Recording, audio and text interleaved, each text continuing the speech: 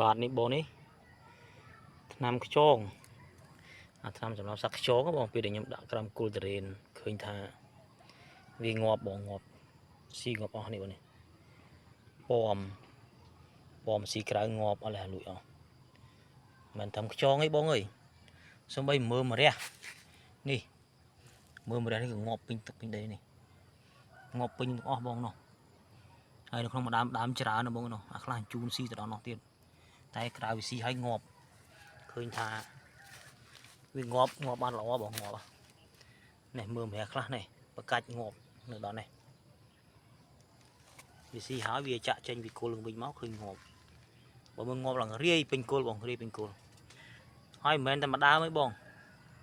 ដាក់គ្រប់ដើមងាប់គ្រប់ដើមងាប់ទាំងអស់បើមើលនេះខ្យងអាលួយអលេះអស់បែបពពុះមាត់ស្គល់នេះហើយមិនមែនថាមើលមរះងាប់ឬមួយក៏ខ្យងបងសូម្បីទៀកក៏ឃើញងាប់ដែរបងទៀកនៅក្នុងអាមួយដើមណានោះខ្ញុំឃើញងាប់ឡើង4 5ទៀ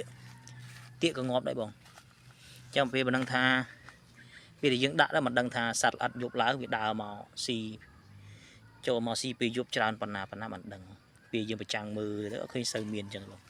ពេលមិនឃើញទេអូមិនដឹងថាអូមែនសត្វអត់មកច្រើនមែនសូម្បីចលេនណាបងចលេនក៏ងាប់ដែរចលេននេះកាច់ងាប់ដែរបងចលេននេះចំណែកមើលអាដើមតូចបងនេះបងអើយងាប់តិចនេះទៀកបងនេះទៀកនេះបងនេះទៀកងាប់ហឹងព្រឹសនេះសេះទៀកបងនេះពួកនេះងាប់អស់បងងាប់អស់នេះបងមើលខ្យងងាប់បងអើយនេះពេញក្រុមដើមបងនេះដើមតូចអត់មានថាងកុហកចាប់ខ្យងមកដាក់អីថតធ្វើជាវីដេអូឲ្យបងមើលអីអត់ទេបងណានេះបងអើយគ្រប់ដើមមានថាដើមអត់ទេបង